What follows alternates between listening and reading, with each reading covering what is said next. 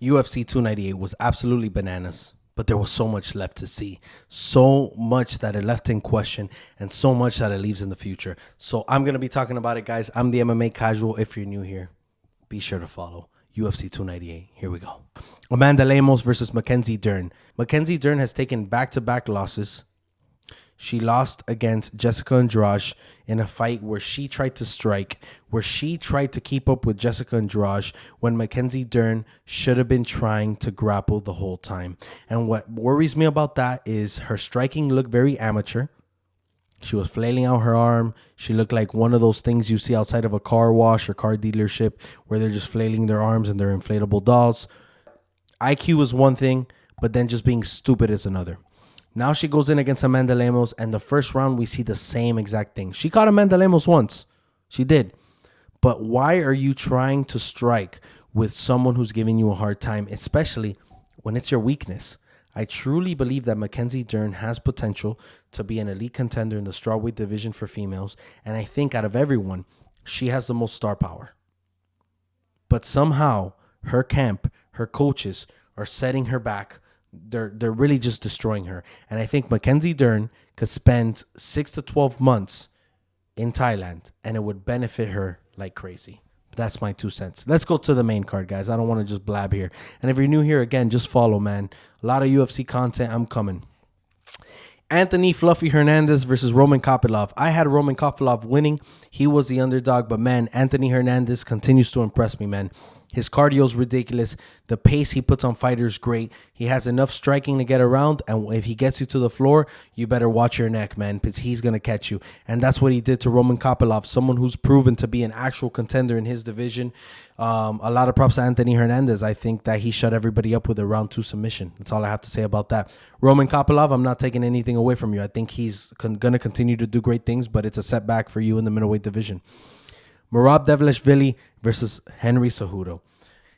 Henry Cejudo, it's time to retire, and I'm not mad they didn't give you the mic because you already retired once and you just kind of needed the money and the attention. I'm not mad at Dana White. You've already done it. You can't retire from your job several times and expect a party every time. You retired. You decided to come back. You took 2 losses. Sorry, bro. Straight to the table with DC and Dominic Cruz. It's that simple. But let's shine our attention to Merab Dvalishvili.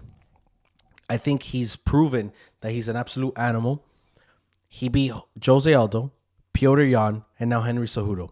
3 bantamweight legends. What else do you want from this guy? I know Dana White is not a big fan because he steered away from fighting Aljamain Sterling because they're training partner and friends. He's next in line. I don't want to hear it. Whoever wins between Marlon Vera and Sean O'Malley, Merab Dvalishvili is going to come and tear them apart. I think he's the champ, and I think he's the champ by the end of the year. The kid is ridiculous. I don't know what he's on, but he's on something. You didn't hear from me. Ian Garry, Jeff Neal. I already made a video. The difference between Ian Garry and Conor McGregor. Ian Garry's trying really hard to be him, but Ian Garry couldn't finish his fight. That's the difference. Conor McGregor was finishing everybody in the featherweight division. He had the crowd. He could be the villain or just the guy everybody wanted to be behind. But he was finishing guys in there. And whatever he would talk, he would walk. Ian Garry's not doing the same thing because he barely beat Jeff Neal. Jeff Neal, I want to say, 4 times out of 10 wins that fight.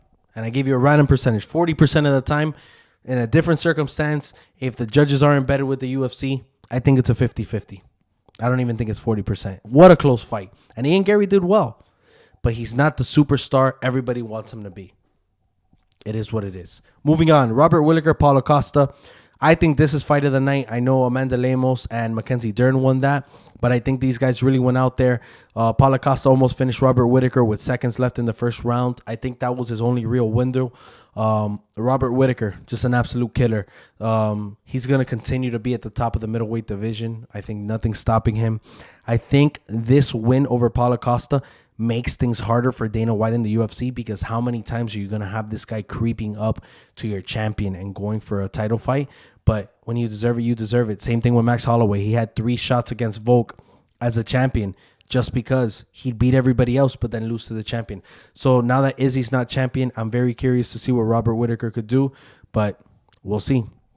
Last but not least, the reason UFC 298 I think was a success. I have to say I love the star power, but I feel like a lot of fights didn't really deliver what we expected them for them to do. With that being said, Ian Garry, kind of a boring fight. Amanda Lemos, Mackenzie Dern, somewhat entertaining, but could have been better. Merab and Cejudo could have been better.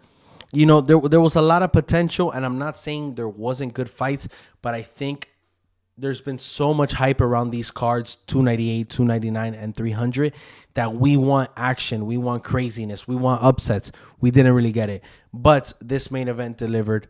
Alexander Volkanovski, cemented as the best featherweight of all time, in my opinion, goes in against a young up-and-comer, someone who obviously their resume resembles Conor McGregor a lot, comes in.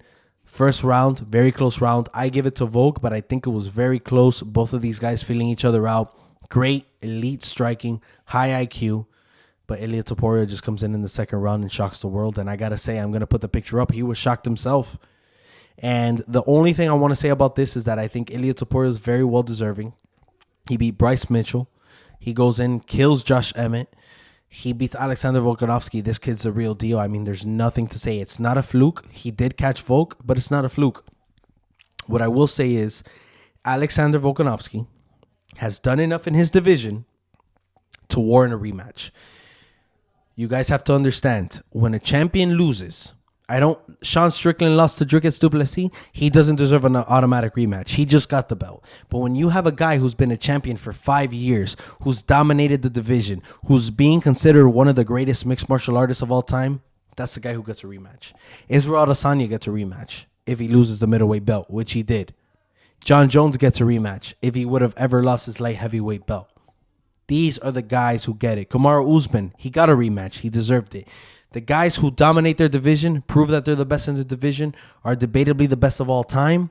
Those guys get an automatic rematch, and I think Alexander Volkanovski gets one. So I think what UFC 298 did was give us a crazy upset. All the favorites won except the main event, and all it set us up for was a hell of a second fight.